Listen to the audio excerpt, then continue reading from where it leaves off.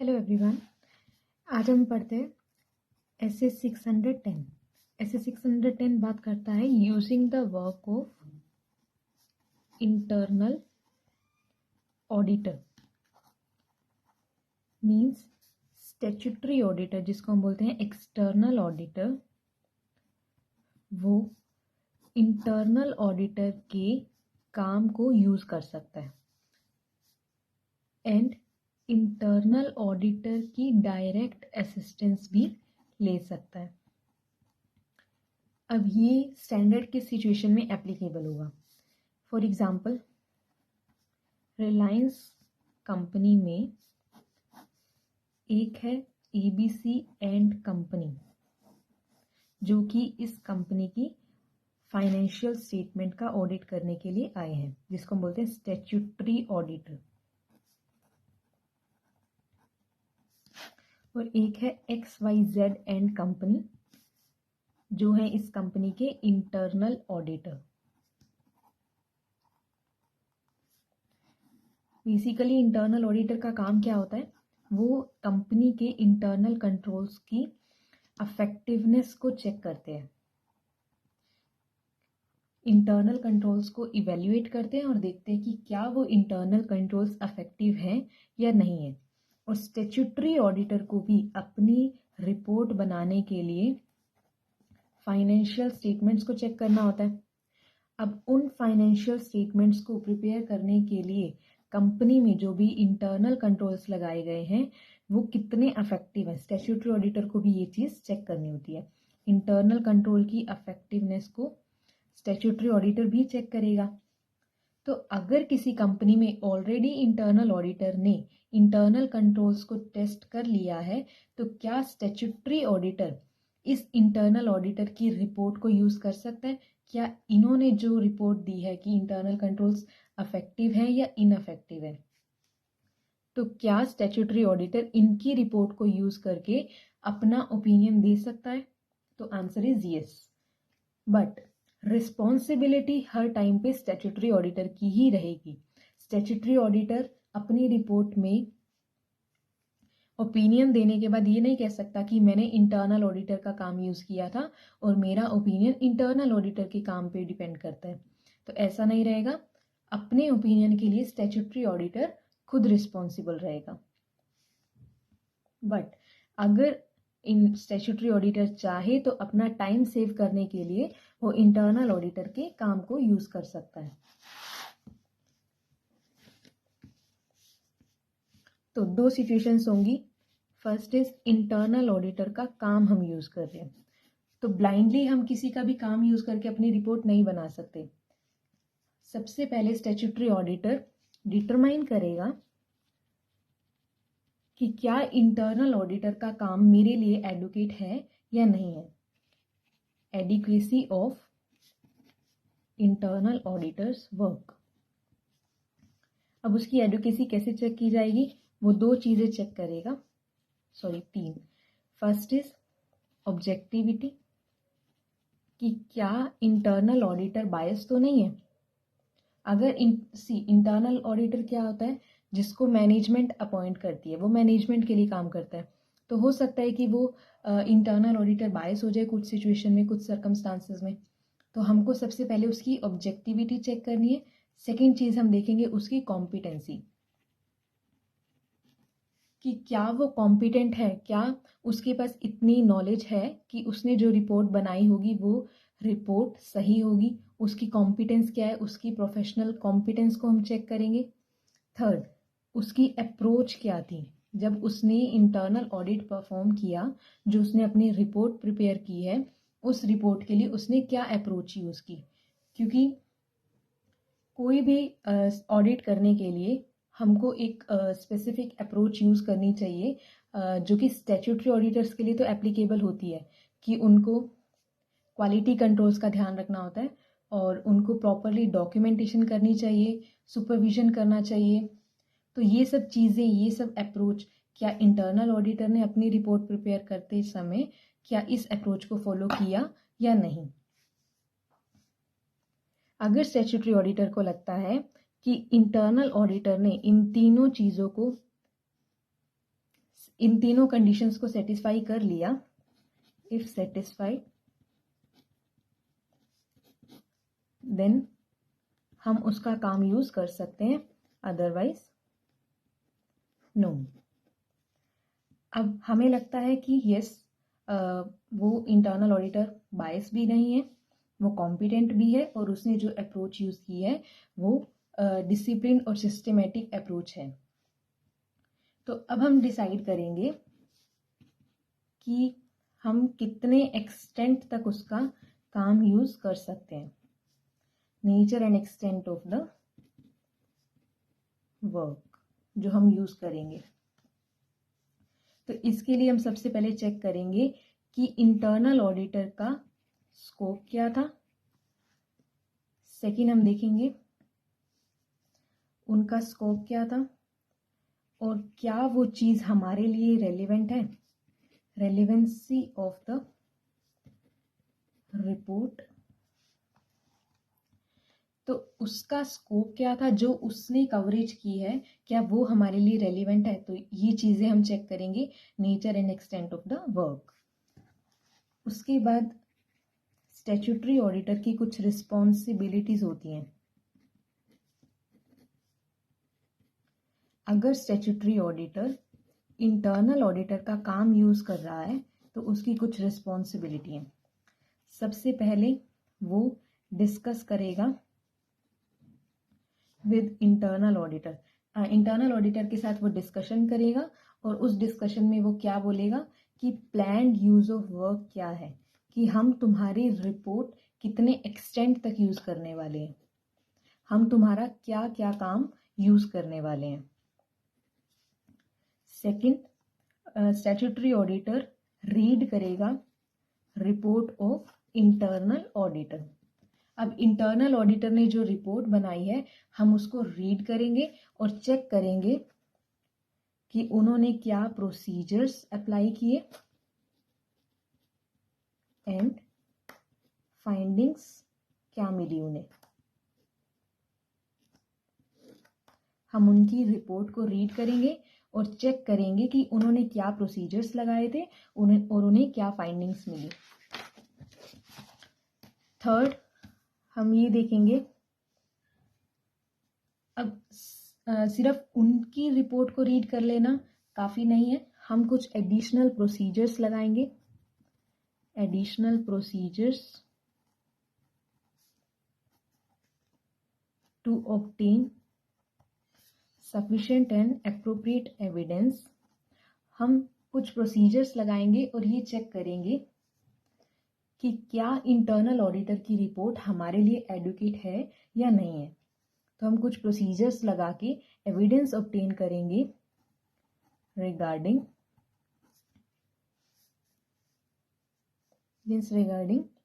Adequacy of work of internal auditor for the purpose of statutory auditor या external auditor। Fourth, अब हमने internal auditor के साथ discussion किया, उसकी रिपोर्ट को रीड किया, कुछ एडिशनल प्रोसीजर्स लगाए, उसके बाद हम इवेल्युएट करेंगे, evaluate the decision of using the work of internal auditor। हम दोबारा से इवेल्युएट करेंगे कि हमने जो डिसीजन लिया है कि हम इंटरनल ऑडिटर का काम यूज करेंगे वो एप्रोप्रिएट है या नहीं, इज एप्रोप्रिएट और नॉट।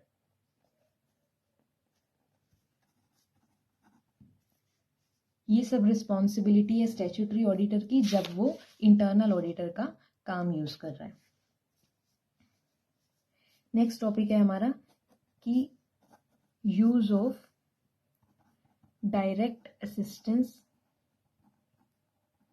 Of internal auditor. अब अगर हमें इंटरनल ऑडिटर की डायरेक्ट असिस्टेंस लेनी है, मीन्स हम उसको डायरेक्टली बोलेंगे कि तुम हमारे लिए ये काम करके दो, जो तुमने रिपोर्ट बना दी हमको उसके अलावा कुछ काम तुमसे करवाना है, तो हम उनकी डायरेक्ट हेल्प ले रहे हैं कि तुम इस एरिया में हमारी हेल्प करो या तुम हमारे लिए इन्वेंट्री का फिजिकल वेरिफिकेशन करो या किसी फिक्स्ड एसेट्स का फिजिकल वेरिफिकेशन करो, मतलब किसी भी स्पेसिफिक एरिया में हम इंटरनल ऑडिटर से डायरेक्ट असिस्टेंस ले रहे हैं। तो डायरेक्ट असिस्टेंस हम कब कब ले सकते हैं? फर्स्ट, अगर किसी भी लॉ या रेगुलेशन में प्रोहिबिट नहीं है।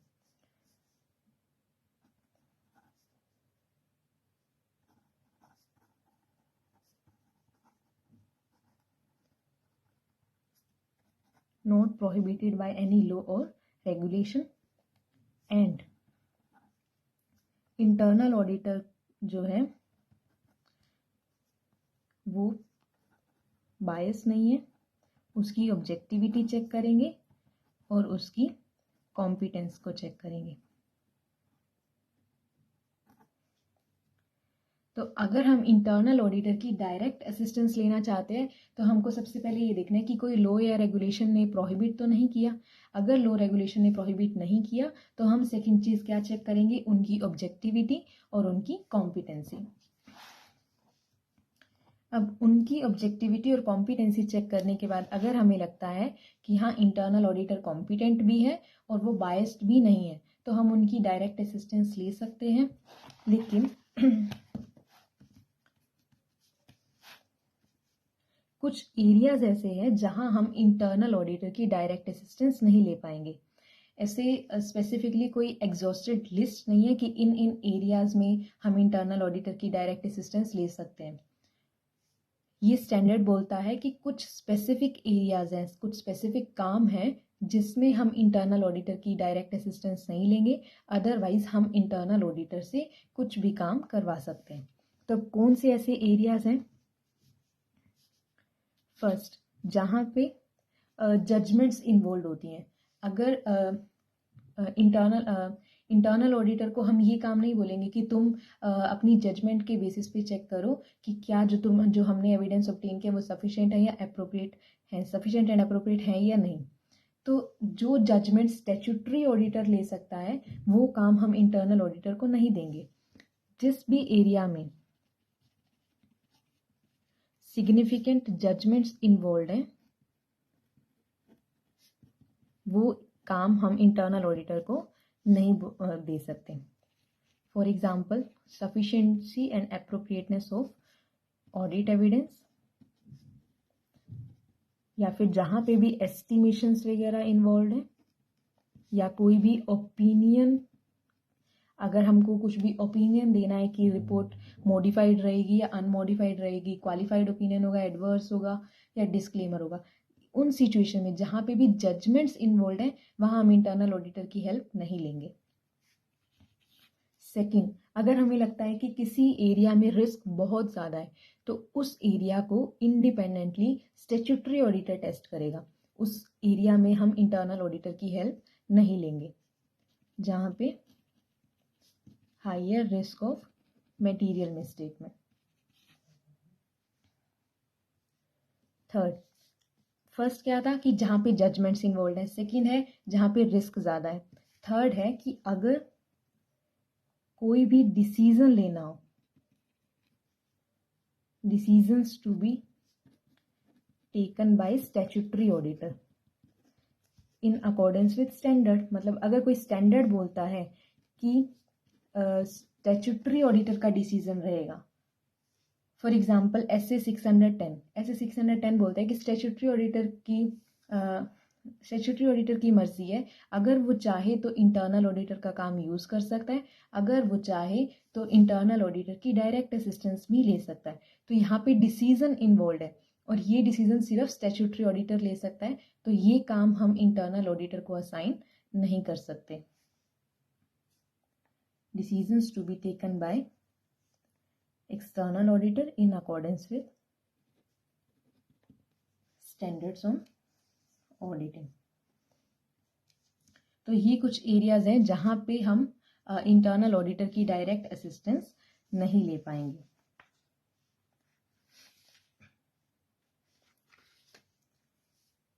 और फोर्थ है जहां पे इंटरनल ऑडिटर ही जिस काम में इन्वॉल्व था उस काम को टेस्ट करने के लिए हम ये काम दोबारा इंटरनल ऑडिटर को नहीं दे सकते, बिकॉज जो काम उसने खुद किया है उसको वो खुद टेस्ट कैसे कर पाएगा, तो वहाँ पे वो बायस्ड हो सकता है। तो any activity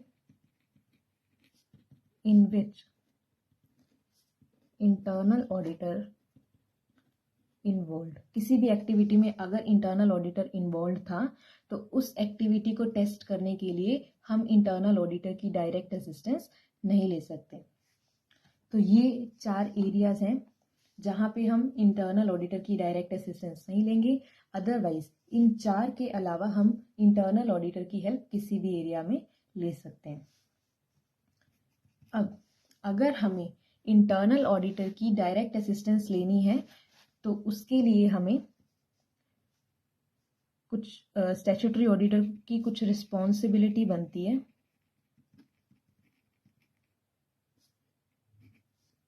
at the time of using direct assistance of internal auditor, first वो एग्रीमेंट, रिटन एग्रीमेंट करेगा 2 लोगों के साथ, एक एंटिटी के साथ और एक इंटरनल ऑडिटर के साथ। अब स्टैट्यूटरी ऑडिटर क्या करेगा, एग्रीमेंट करेगा एंटिटी के साथ और इंटरनल ऑडिटर के साथ। अब एंटिटी के साथ किस चीज़ का एग्रीमेंट करेगा कि एंटिटी अलाउ करे इंटरनल ऑडिटर को कि वो स्टैट्यूटरी ऑडिटर की इंस्ट्रक्शंस के अकॉर्डिंग काम कर पाए। Allow internal auditor to work according to instructions of statutory auditor and entity interfere नहीं करेगी जब इंटरनल ऑडिटर स्टैट्यूटरी ऑडिटर की इंस्ट्रक्शंस पे काम कर रहा होगा। एंटिटी नोट टू इंटरफेयर, एक तो वो एंटिटी अलाउ करेगी इंटरनल ऑडिटर को कि वो स्टैट्यूटरी ऑडिटर के अकॉर्डिंग काम करे, प्लस एंटिटी उसके काम में इंटरफेयर नहीं करेगी। एक एग्रीमेंट हम करेंगे इंटरनल ऑडिटर के साथ जिसमें हम बोलेंगे कि इंटरनल ऑडिटर को कॉन्फिडेंशियलिटी मेंटेन करनी है। एंड सेकंड, इन्फॉर्म करना होगा स्टैट्यूटरी ऑडिटर को in case of threat to objectivity. अगर किसी सिचुएशन में इंटरनल ऑडिटर को लगता है कि यहाँ पे मैं बायस्ड हो सकता हूँ तो वो ये चीज़ स्टैट्यूटरी ऑडिटर को इन्फॉर्म करेगा। Inform in case of threat to objectivity.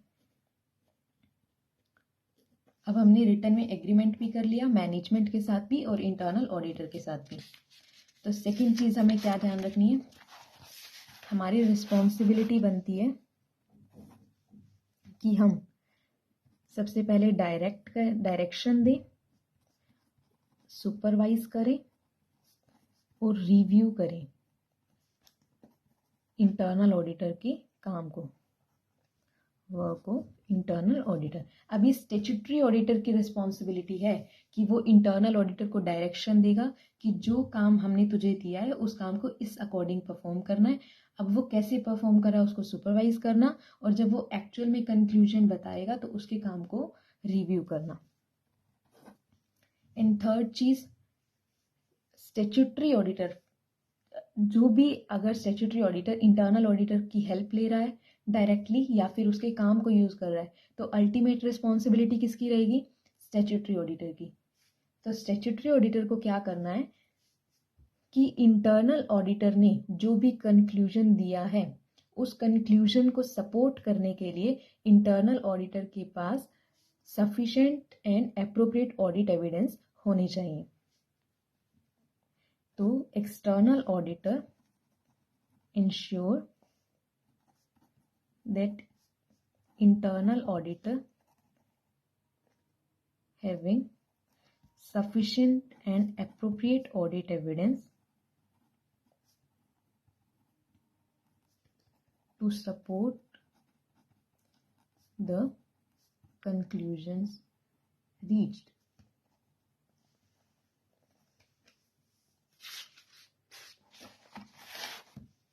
तो बेसिकली अगर स्टैट्यूटरी ऑडिटर इंटरनल ऑडिटर की डायरेक्ट असिस्टेंस लेता है तो सबसे पहले वो ये चेक करेगा कि क्या इंटरनल ऑडिटर बायस तो नहीं है, इंटरनल ऑडिटर क्या प्रॉपरली प्रोफेशनली कॉम्पिटेंट है उस काम को करने के लिए। अगर वो बायस्ड भी नहीं है और वो कॉम्पिटेंट भी है तो स्टैट्यूटरी ऑडिटर इंटरनल ऑडिटर की डायरेक्ट असिस्टेंस ले सकता है। बट इस स्टैंडर्ड के अकॉर्डिंग 4 ऐसे एरियाज हैं जहाँ पे हम इंटरनल ऑडिटर की डायरेक्ट असिस्टेंस नहीं लेंगे। फर्स्ट, जहाँ पे सिग्निफिकेंट जजमेंट्स इन्वॉल्व होती हैं या जहाँ पे रिस्क बहुत ज़्यादा है जिस एरिया में। थर्ड, जहाँ डिसीजन लेने की बात आती है और वो डिसीजन सिर्फ स्टैट्यूटरी ऑडिटर ले सकता है तो वो काम स्टैट्यूटरी ऑडिटर को ही करना पड़ेगा, वो काम हम इंटरनल ऑडिटर को असाइन नहीं कर सकते। फोर्थ, कोई भी ऐसी एक्टिविटी या कोई भी ऐसा काम जिसमें इंटरनल ऑडिटर खुद इन्वॉल्व था तो उस काम को चेक करने के लिए हम इंटरनल ऑडिटर को ये काम असाइन नहीं कर सकते। नेक्स्ट, अगर एक्सटर्नल ऑडिटर ने डायरेक्ट असिस्टेंस लेनी है इंटरनल ऑडिटर की तो स्टैट्यूटरी ऑडिटर की कुछ रिस्पॉन्सिबिलिटी बनती है। फर्स्ट, वो एक एग्रीमेंट करेगा, रिटन एग्रीमेंट मैनेजमेंट के साथ और इंटरनल ऑडिटर के साथ।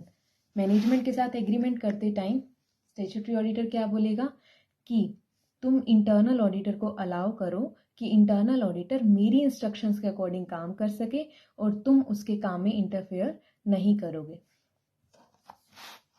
और जब एग्रीमेंट हो रहा होगा इंटरनल ऑडिटर के साथ तो हम इंटरनल ऑडिटर को बोलेंगे कि तुम्हें कॉन्फिडेंशियलिटी मेंटेन करनी है और अगर किसी भी सिचुएशन में तुम्हारी ऑब्जेक्टिविटी को थ्रेट हो सकता है, तुम बायस हो सकते हो, तो उस सिचुएशन में तुम सबसे पहले आके हमें इन्फॉर्म करो। सेकंड, अगर हम इंटरनल ऑडिटर की हेल्प ले रहे हैं तो हमें पहले उनको डायरेक्शन देना चाहिए, उनके काम को सुपरवाइज करना चाहिए और जब वो कोई काम का रिजल्ट हमें देते हैं, कोई भी कंक्लूजन हमें देते हैं तो हम उस काम को रिव्यू भी करेंगे। Last point, statutory auditor ensure करेगा कि इंटरनल ऑडिटर ने जो भी काम किया है या जो भी कंक्लूजन दिया है उस कंक्लूजन को सपोर्ट करने के लिए इंटरनल ऑडिटर के पास proper, sufficient and appropriate audit evidences होने चाहिए।